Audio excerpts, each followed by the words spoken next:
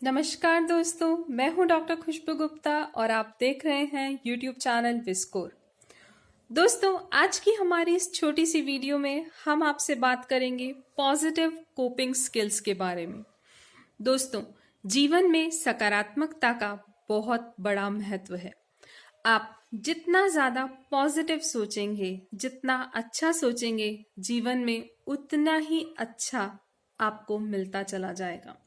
जी हाँ दोस्तों, हम जैसा सोचते हैं हम वही पाते हैं, क्योंकि हमारा जो बॉडी है उसमें एक एनर्जी होती है।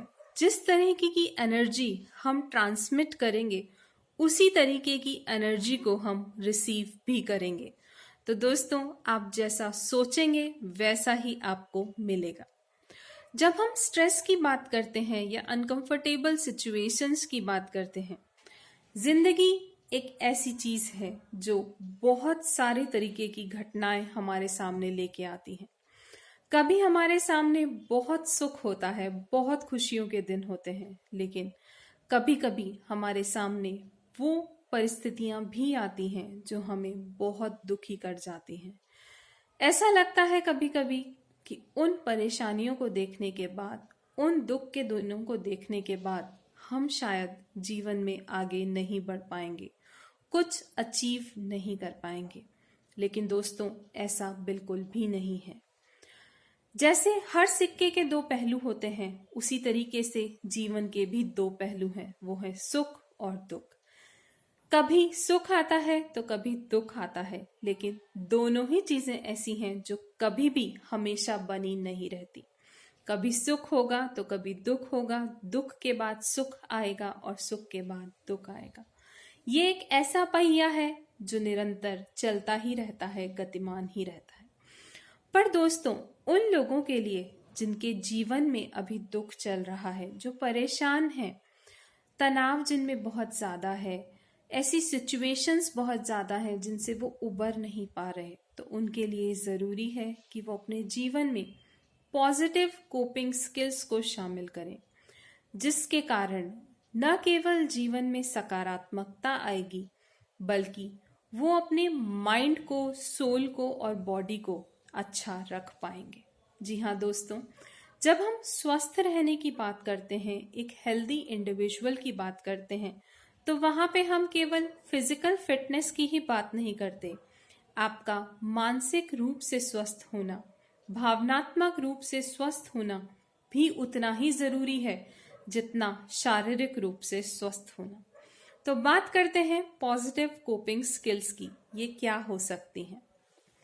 जब भी कोई परेशानी आई है तो उस परेशानी से दूर भागना उस समस्या का इलाज कभी नहीं हो सकता, क्योंकि लौट फिर के जब आप वापस आएंगे तो वो परेशानी आपको वैसी की वैसी मिलेगी। तो सबसे अच्छा तरीका क्या है? जो भी परेशानी आपके सामने है, जिस भी तरीके की समस्या आपके सामने है, उसका डट कर मुकाबला किया जाए।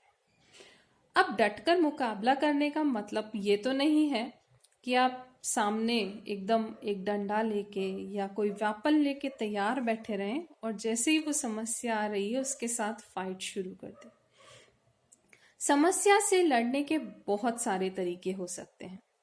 अगर आप भावनात्मक रूप से परेशान हैं या अगर आपके सामने एक्चुअली कोई प्रॉब्लम है, पहले तो आपको ये आइडेंटिफाई करना होगा कि परेशानी किस तरीके की है और उसी के हिसाब से आपको एक्ट करना होगा।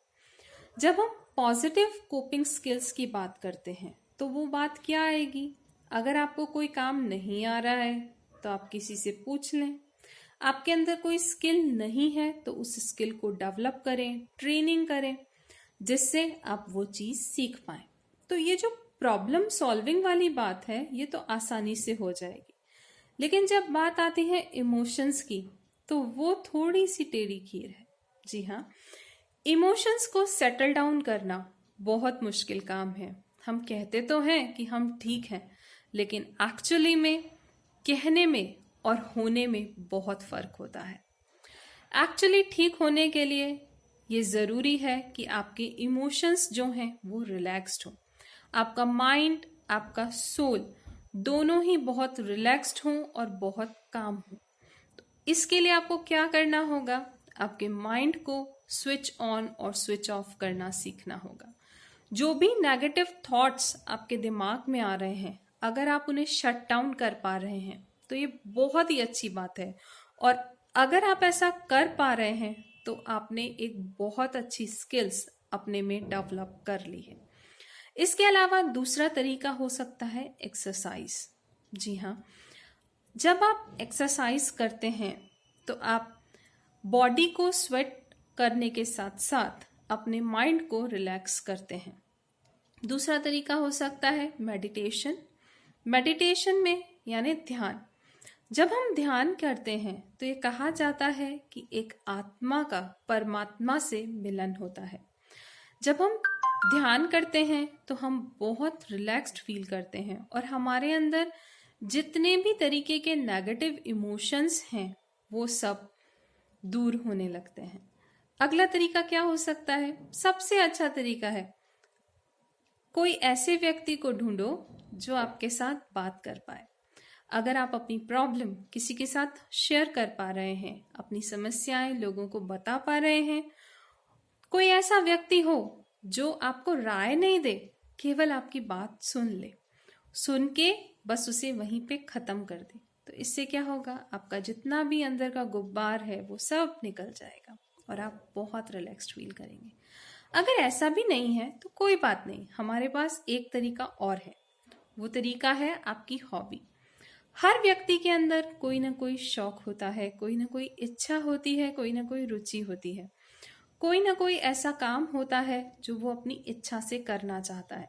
जब भी आप परेशान हो, आप वो काम करने बैठ जाइए। जी हाँ, आपको बहुत अच्छा लगेगा, बहुत रिलैक्स्ड फील करेंगे उस काम को करने के बाद में। और जो भी नेगेटिव इमोशन अभी तक आपके अंदर थे, वो नेगेटिव इमोशंस कहाँ चले जाएंगे आपको पता ही नहीं लगेगा। वो चाहे सिलाई हो सकती है, कढ़ाई हो सकती है, बागवानी हो सकती है, पेंटिंग हो सकती है। दोस्तों, कितने सारे काम हैं जो आप कर सकते हैं। और जब आप काम करेंगे तो काम करने के साथ साथ उन सारे नेगेटिव इमोशंस को भूलते चले जाएंगे। दोस्तों, जब हम माइंड की बात करते हैं, मेंटल फिटनेस की बात करते हैं, तो न्यूट्रिशन इसमें बहुत इंपॉर्टेंट रोल प्ले करता है। और दोस्तों, जैसे कि मैं खुद एक न्यूट्रिशनिस्ट हूँ, तो मैं आपको ये ज़रूर कहना चाहूँगी कि कुछ फूड ऐसे होते हैं जो माइंड को हेल्दी रखने में मदद करते हैं। जी हाँ, जैसे ओमेगा 3 फैटी एसिड्स हैं। आप अखरोट ले सकते हैं, बादाम ले सकते हैं, बहुत अच्छा फील करेंगे। कई बार क्या होता है कि जब हम फूड की बात करते हैं तो हम थोड़ा डायरेक्शन भटक जाते हैं, हम ऐसे फूड लेने लगते हैं जो जंक फूड ज़्यादा होते हैं। पर दोस्तों, जब हम पॉजिटिव कोपिंग स्किल्स की बात कर रहे हैं तो हमको यहाँ पे ओवर ईटिंग नहीं करनी है। हमको यहाँ पर वो फूड आइटम्स लेने हैं जो हमारे शरीर के लिए हेल्दी हैं, हमें मेंटली रूप से तो फिट रख ही रहे हैं, साथ ही हमारी फिजिकल फिटनेस को भी हिंडर नहीं कर रहे हैं। तो दोस्तों, अगर आप इन छोटे छोटे कोपिंग मैकेनिज्म्स को शामिल करते हैं तो चाहे कैसी भी समस्या क्यों न हो, आप इनसे ज़रूर उबर पाएंगे। तो आज के लिए बस इतना ही। अपनी दोस्त खुशबू को दीजिए इजाज़त। और हाँ, अगर आपने अभी तक हमारे चैनल को सब्सक्राइब नहीं किया है तो प्लीज़ इसे ज़रूर सब्सक्राइब करें, क्योंकि कहीं ना कहीं ये लोगों की क्वालिटी ऑफ लाइफ को इन्हेंस करने में मदद करेगा। इसी के साथ नमस्कार।